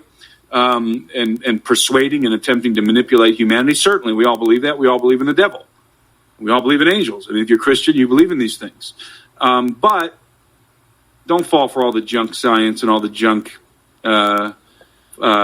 scholarship from von Däniken and Sitchin, Giorgio Tsoukalos. But I don't think that's even something I have to tell your audience, honestly. I don't think there's probably not a single person listening to me that's going to struggle with that. I say that for the benefit maybe of other people who maybe will listen to this who are coming from other parts of the internet and are not really aware of these topics. And that's really the one thing I see. Of course, I could go on rants about other things that I think are problematic and are dangerous, but, I don't really want to go down those paths right now. But the ancient astronaut theory trips a lot of people up. Many of the shows we've done here on the Midnight Ride have been debunking the ancient astronaut theory, debunking Sitchin and von Däniken. And this is another thing that whole genre is just taking the minds of young people like wildfire. And it's always great to be able to speak the biblical perspective in that. And I know on page 242 of your book, you refer to William Cooper.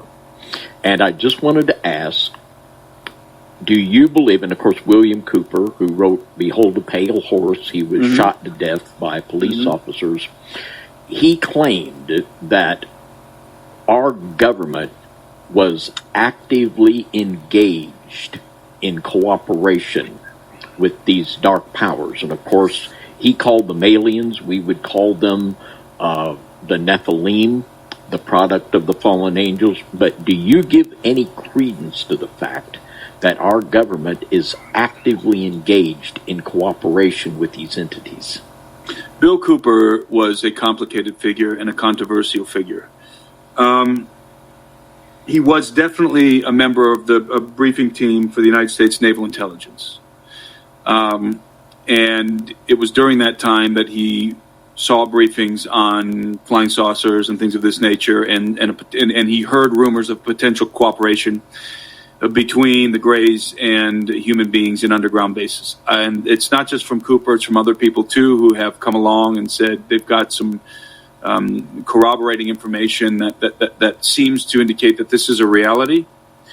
Bill Cooper, I think that Bill Cooper was a very sincere man. I think he was a patriot, but I think he was also an exceedingly flawed man. Very, very arrogant and unsavory, an unsavory character. In some respects, I think he had a drinking problem, and so, you mix all those things together. You mix arrogance with alcoholism and so forth, and you get some very unsavory things, So you got to be careful with Bill, but I do agree with most of what he says in Behold a Pale Horse. And I think that, Cooper went around the United States doing presentations, and a lot of what he said, I think, is accurate. And he would always tell people, look, they could have been, giving me this information to make me a disseminator of disinformation and misinformation. He would acknowledge that all the time, So, but over the years, I have to tell you that and again, this is kind of a different topic, and maybe we can talk about this at a later date. But I have received in my own personal life, from contacts and personal experiences, confirmation of some of the things that Bill Cooper said, and I 100% believe that the gray aliens have a base on the dark side of the moon, for one thing. That's just one little thing. What I'm not 100% sure about is if we actually are operating joint bases. I do believe that the Greada contract happened, that at what was then Ellis Air Force Base, that we did in fact, Eisenhower did in fact strike a deal or sign some kind of a treaty with the Gray faction. I really do. And it was Edwards Air Force Base in Southern California. And I think that there's some corroborating evidence that seems to indicate that did, in fact, as crazy as that sounds. And by the way, I'm friends with some of who I consider to be the top ufologists. And these guys are, these are people who are not quacks. These are people who are very, very intelligent, university trained, very smart people who are just top-notch investigators and researchers who, surprisingly, when I asked them about Bill Cooper, when I asked them about the Edwards Air Force Base rendezvous with the Greys in Eisenhower, surprisingly, these people, everyone I've asked so far, absolutely believes it happened, which I was very shocked, because there's a lot of garbage. There's a lot of garbage in ufology, and a lot of fantasy, and a lot of untruths floating around. But that I'm persuaded it happened. And so are we cooperating with the Greys in underground bases? And when I say we, remember, I'm talking about a very, very select sliver of our intelligence community and our military and our members of our government. Very, very, very few people, okay? Now, I'm going to say this, and I know there's going to be a lot of controversy here, and I don't know what you guys think about this, but I'm going to tell you that I wholeheartedly believe, without a shadow of a doubt, the testimony of Bob Lazar. 100%. I believe Bob Lazar is told the truth. He blew the whistle years ago in the early 90s, and that his testimony was true and accurate, and that around the Groom Lake facility, some 5-7 miles south of Groom Lake at of Area 51, that the S4 facility, which we now know exists, which people didn't know existed at the time when Bob Lazar talked about it, was housing, I think they moved them, was housing saucers of different shapes and sizes. And the one that Lazar claimed to work on, which he dubbed the sports model, could very well have come through this exchange program that Eisenhower agreed to, which was we get technology and we authorize the Greys to abduct our citizens And according to Cooper and other sources, the Greys were supposed to provide us with a log of abductees, which according to Cooper and again other sources, they never did, because they're very deceptive, nefarious creatures. And so yes. And by the way, I don't say these things whimsically. Believe me when I tell you, I've done very intense research into the subject. I've talked to the top researchers in the field, and I have had personal experiences that have given me the strong indication that some of these things are true. I've talked to people that if I mention their names, some of you would know who they are, who are in the prophecy community, who have relatives who worked on reverse engineering UFOs for Lockheed Martin, and extremely credible people. And so I've been able to corroborate myself a lot of this stuff, and I can tell you a lot of it is true. And as jacked up and crazy as it all sounds, I have to say I believe it also. And I would agree with you about Bob Lazar. And help me with his name, the gentleman that was injured in an underground facility in New Mexico. Snyder? Yeah, Snyder. Thank you. Yeah, Phil Snyder. And I found Phil Snyder also very credible, and I believe his testimony. And don't forget that some of these individuals, not Bob Lazar never got deep enough for this to happen. They brought Bob Lazar in because they couldn't figure out the technology, the power source of the saucers. And it turns out that it's a matter-antimatter reactor. And I think Bob Lazar is exactly correct. It functions on element 115, which is an exotic element that is now on our periodic table. It's called Moscovian, I believe. It was synthesized in a lab in, I believe, Russia some years ago. And Bob Lazar knew about it in the 90s. Okay, there's lots of confirming. Bob Lazar's story is true. Believe me, it's true. And I'm very happy to hear, David, that you've also found it to be true. I'm sorry, I lost track of Phil Schneider. And the same thing with Phil Schneider. But what I was going to say was this. Phil Schneider's father was a Nazi submarine captain and was brought over, I think, in paperclip. And when you are a family member, when you are in the family of the people who are working on these black budget projects and who are in the know, and you're integrating yourself, you're being integrated, understand that there is some mind control stuff that's going to happen. They're not going to take the risk of you just coming in and then, figuring, I'm done with this, screw these guys, I'm going to go blow the whistle. Believe me, they take precautions. Lazar was never deep enough for this to happen. He wasn't in for a very long time, by the way. But Phil Schneider was. This was a family thing with him. And his father was deeply involved in some top secret stuff, and he was brought in. And so I think that Phil underwent some conditioning. And I don't think he'll mind me saying, but I talked to Fritz Springmeier. Fritz and I met in Las Vegas some years ago, and we talked about this. And Fritz knew Phil personally. By the way, Fritz can confirm a lot of this. Fritz knew Ron Rummel, who was Phil's best friend, who got shot. Sitting on a park bench, some guys walked up to him, put a gun in his mouth, and blew his brains out in broad daylight. And Fritz has some interesting stories that related to that. And so Fritz absolutely believes Phil Snyder's story too. But both of us suspect that there was some mind control with Phil, that they messed with his mind, that there were some things that were distorted with Phil, but that he was an honest guy trying to relay the truth as he knew it, and that he was patriotic and knew he was going to die. And I think he was heroic. Remember, Phil Schneider was missing a couple of fingers. He claims because he got zapped underground by a gray, by something. It was certainly not a traditional gray. This thing was tall. And, he talks about it, waving its hand in front of its chest and a blue beam hitting him and frying his basically toasted his fingers and his toes off and gave him cancer. And he did have cancer, and there were documented attempts on his life, I think 12 attempts, and then the 13th they got him. And the reason why I bring that up is because Phil Schneider was killed. Somebody tied a catheter really tight around his neck and choked him out after torturing him, by the way. And so we either have to believe that Phil Schneider, who's missing a couple of fingers, tied this catheter around his neck, suffocated himself, and tortured himself, by the way, before he did it, beat himself up before he did it. You can see a picture of Phil Schneider online, his death photo of the thing around his neck, and his face is blue. Those are horrific. The autopsy pictures are it's horrific. Really horrific. And if you believe that Phil Schneider did that to himself, then you're pretty naive.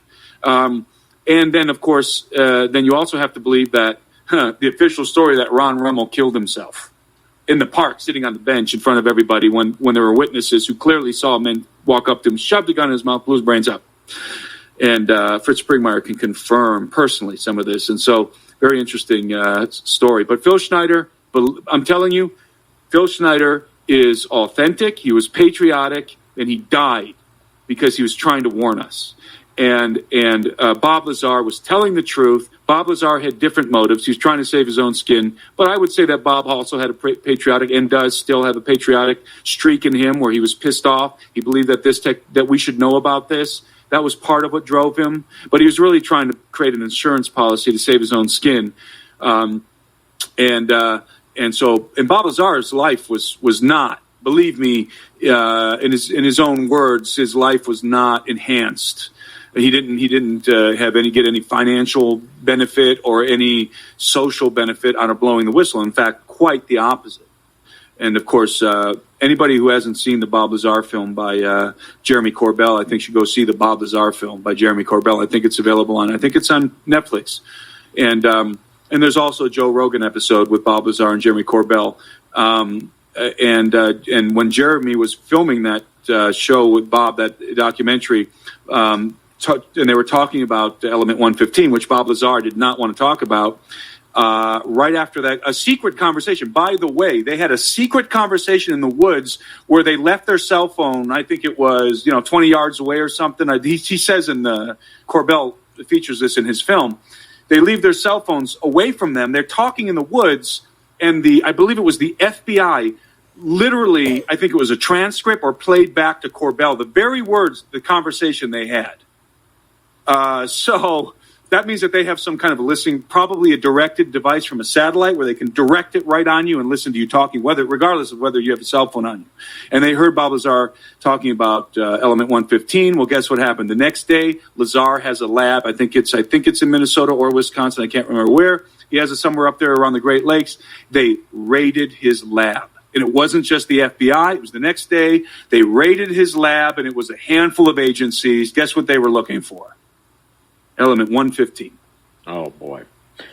Let me ask you this. I also firmly believe Phil Schneider's testimony to where he actually encountered one of these beings that we would put in the Nephilim, Rephaim category. With what's happening now, of the admission and disclosure of our government, of the actual harassment of our naval vessels, are we to expect that more people, and even an open conflict with the military, that more people are going to be having face-to-face conflicts with these entities?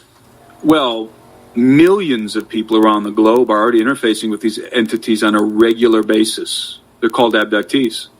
And as I think I demonstrate pretty ironcladly in my book, I make an ironclad case, in my opinion, in my book, that the abductions are real, and it's not the military abducting. Military does abduct people, by the way, but those are my labs, and those are they conduct those abductions. They were, especially back in the 90s, conducting those abductions to try and figure out what the Greys were doing, because the Greys would abduct somebody, and then the next day the military would come and grab those persons and then try and debrief them. And it was a very, very violent situation on the part of the military, much more so than the Greys.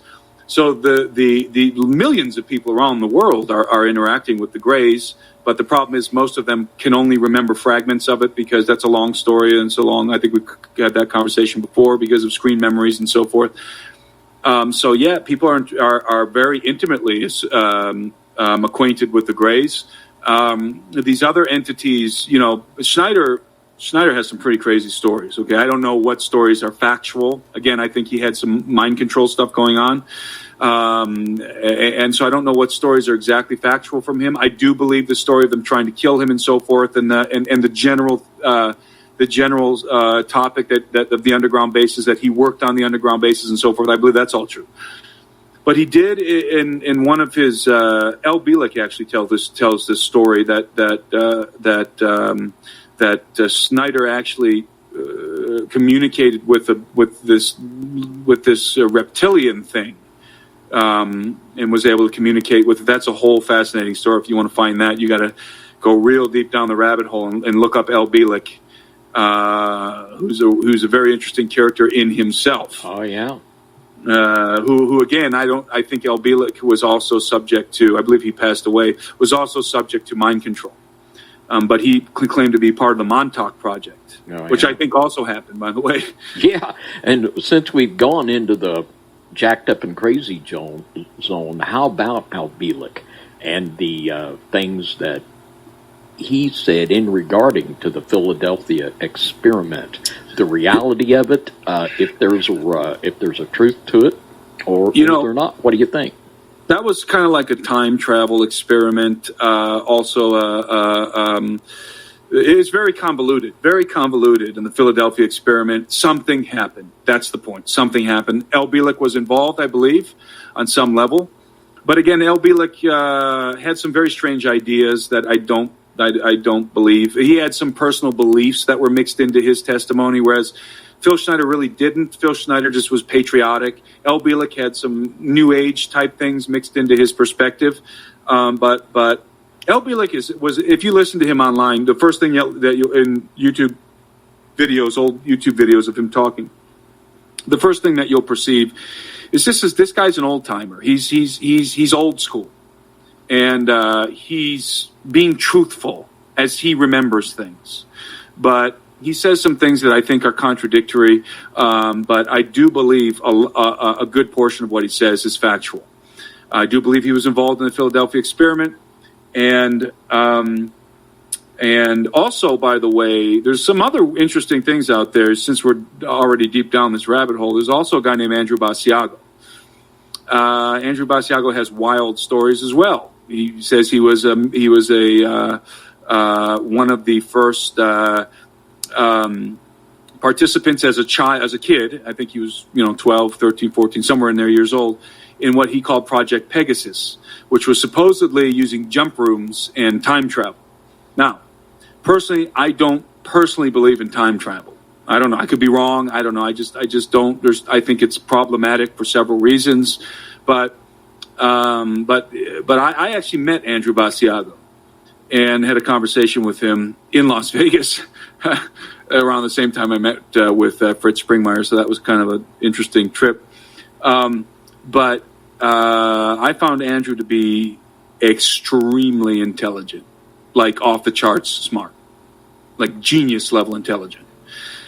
So there's truth to some of it, and then you got to always remember, if these people were indeed part of these projects, 100%, if they were part of the projects long enough and deep enough in them, they were subjected to misinformation, disinformation, and mind control. Always remember that. That doesn't mean they're not being truthful. That means they're reporting facts as they know them. And there's no question that you get deep enough, long enough. Again, Lazar was not in long enough. He was not in deep enough to be subject to these programs. He might have been fed some misinformation, but it's hard to get misinformation when you're actually concerning the actual components you're working with, right? The actual technology. You're not getting any misinformation or disinformation. You're actually working with it, trying to figure it out. And that's why I think his testimony is so pure. Because he's coming from a scientific perspective. Just, this is what I did. This is what I worked out. This is what I worked on. This is how I think it works. How I think it functions. Matter antimatter reactor. Blah blah blah. There's a video, by the way. I know we're just going down a rabbit hole here, but I think maybe this is entertaining for people because there's some interesting little trails people can follow here. There's a video still on YouTube that I would encourage people to go watch. I don't know if you've seen this, John and David, but if you haven't, look it up. It's a video of Bob Lazar. When I had a Twitter account, I posted it. Hopefully you can still find it. It's a video of Bob Lazar. It's a little bit cheesy. He drives out into the desert. This was his like disclosure video. He drives out into the desert in his sports car, gets out of his car, and he starts talking like as if it's like an infomercial.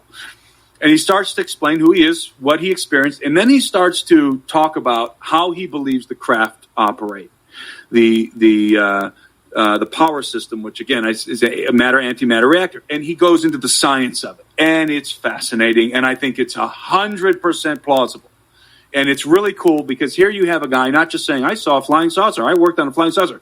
He's actually trying to communicate to us and describe to us how these things work in scientific terms.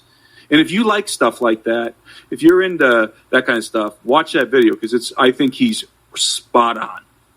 And it explains why, by the way, saucers, he explains why they disappear. He explains how they jump space. He explains all of this, and it makes really good sense. Is it accurate? I don't know, but it certainly is plausible. So that's just a little nugget for people who want to keep digging. Bob Lazar, I don't even know what you would type in to find this video. Desert talk or something like that. I wish I could tell you exactly what to search. I just can't remember. Maybe someone in our chat can come up with that here for us. We have an astute bunch of people in the chat, our Midnight Ride audience, and we do like that stuff. We like that stuff a lot. And when you talk about screen memories, this is something that is always present in SRA, which we have a little experience in. Mm-hmm. This is always there with what is actually true. The bizarre is put in their mind. So, and this is just to discredit them. This is always, this element is there. And SRA, satanic ritual abuse, is another rabbit hole that directly connects with the alien agenda and everything we've talked about here. So just the fact that there are so many rabbit holes, so to speak, from this shows just the tremendous importance of this whole little web of evil. And John, by the way, I know you got another question. I'm going to let you get another one in here. Go ahead, Timothy. I don't have another question. Okay. Go ahead, Timothy. Go ahead. Something really important, okay, that I want people to consider. And I thought about this, and this is how I've thought about this over the years. They used to kill people for the stuff we're talking about. That's not hyperbole. Okay, Phil Schneider. And a lot of people like him, Carla Turner. I believe they killed Carla Turner. They used to kill people for this, but then came the internet, and then came YouTube and social media. They don't have to do that no more. All they got to do is sow disinformation and misinformation and distractions. That's all they got to do anymore. And so it's like this. It's like if I'm going to throw you, let's say that I'm holding a hand. Let's say that I'm throwing you a ping pong ball. Okay, I'm just tossing you this ping pong ball, and you're catching it. And I'm telling you this is the truth. Okay. I'm tossing it to you. Obviously, this is the truth. It's a direct communication from me to you. Here's the ping pong ball. I toss it to you. You catch it. You just received truth. Unadulterated truth, okay? 100%. All right. Now I'm going to throw at you 3 ping pong balls. And one of those is the truth. It's the one you've been catching. And maybe if I throw 3 at you, you can still pick it up, right? Or you're going to get it at least a handful of times. But you can maybe keep your eye on it and still pick it up. But what happens if I throw 10 ping pong balls at you at the same time? Can you catch the one that's the truth, the one that's true? What if I throw 30 ping pong balls at you? Out of those 30, one of them is the truth. This is how the intelligence agencies work now. They will sow so many fanciful things that they create, in many cases, or that they promote, and they'll promote them online. They will. So that you will be confused and you will never know if what you have is actually validated truth. In other words, the Bob Lazar story. So instead of going in and trying to kill Bob Lazar and discredit him, which they did in the beginning, in the age of the internet, now that he's come out on Joe Rogan and stuff, what do? They're just throwing a bunch of different things out there that are wacky, crazy, unsubstantiated things that they feed to ufologists or other people that make their way on the internet. And this is how they keep you confused. And so what people do is they just go, oh, it's just all a bunch of crap, and they walk away. This is all just lies and conspiracy, and they just give up because they can't pick out that ping pong ball anymore. Or they just believe it all. They just embrace it all. It all must be true because everybody's lying to us. The government's lying to us. NASA's lying to us. This is lying to us. That's lying to us. Everybody's lying to us. And so anything that's conspiratorial that feeds that narrative is true, must therefore be true. And a lot of people are doing that now. And so they're just embracing it all as truth. And the real difficult task for us living today, which again, I think you guys do a phenomenal job of this, I really do, is to find those ping pong balls that are, to grab those ones out of the host of other balls that are being thrown at you and be able to distinguish. You know, sometimes we all fall for things, but then eventually it takes diligence. It really does to weed out the ones that just aren't, you just can't falsify them. They're just not, you can't validate. So you push it off the table, but you keep the ones that you can. And that's what they're doing. And everybody needs to understand that. This is what is being done, and it's targeted to us, by the way. It's targeted at you, the listener to this show. You're the target because you're interested in things that you're not supposed to be interested in. You're not supposed to be interested in matter-antimatter reactors and UFOs and Phil Schneider and you're not supposed to be interested in any of that, according to these intelligence agencies. They don't want you to know those things.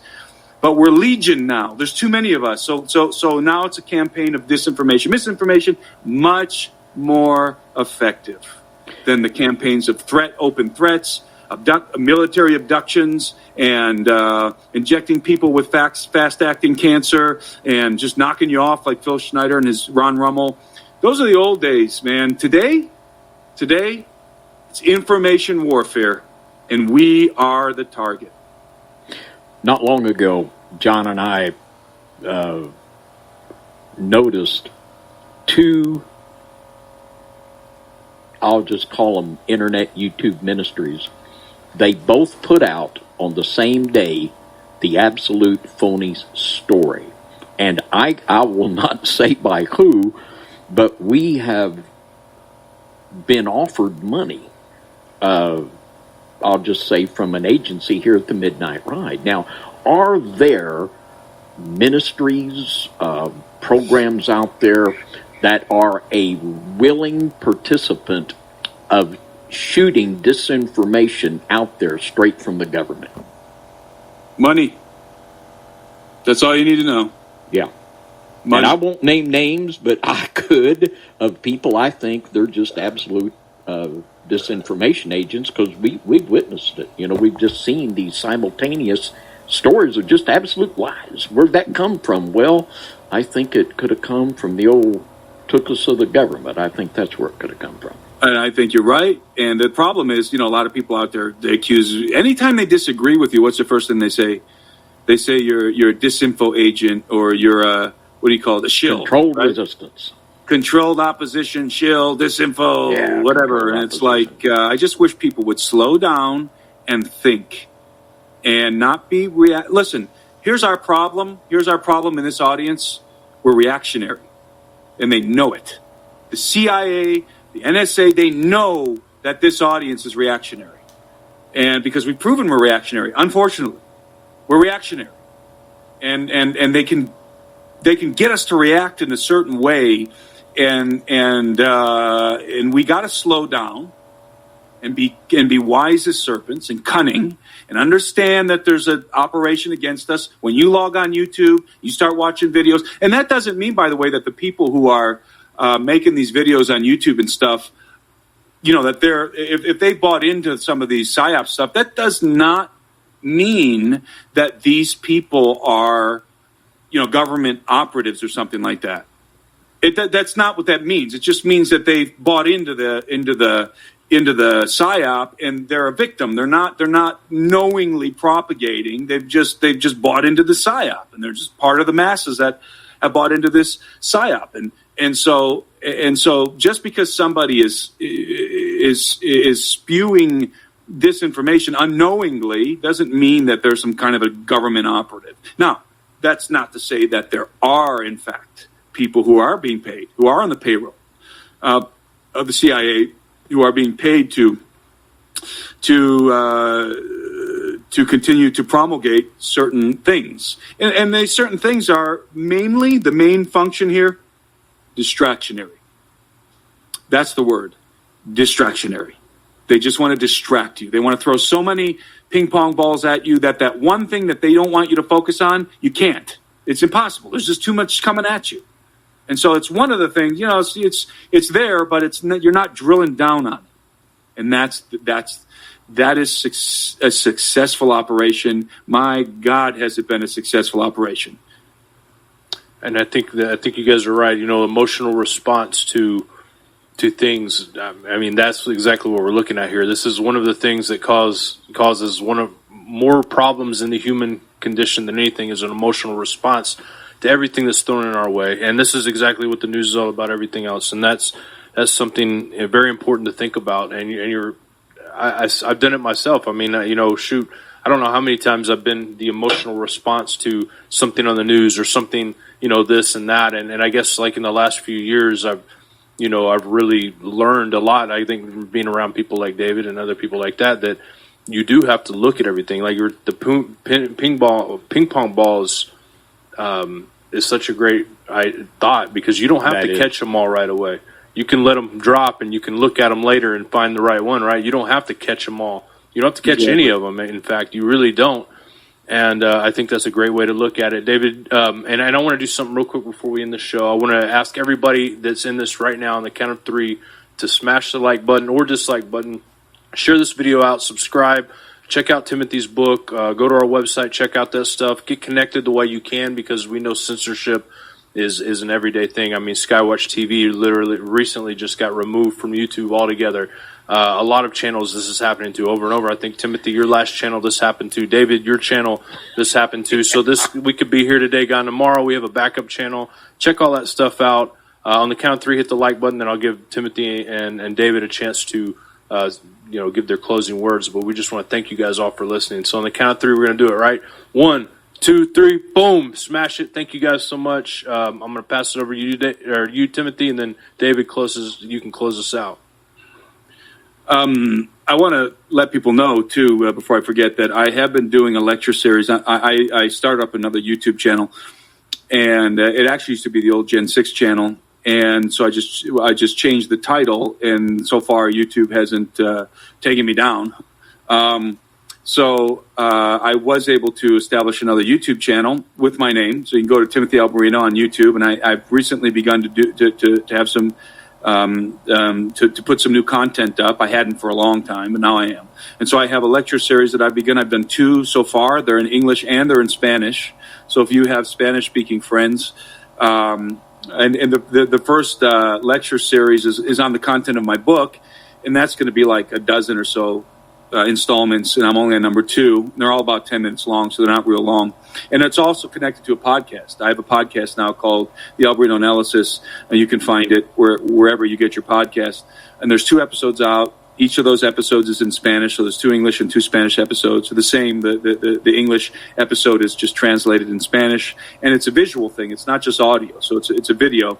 You can go to my channel, Timothy Alberino, and watch Part 1 and Part 2 in the Birthright Lecture Series, and I will be releasing those periodically, and you can get my book on Amazon. Very good. And thank you so much, Timothy, for coming on, man. It's always an honor to be with you every weekend, David, but it's an honor to be in the midst of both of you guys and to be able to speak.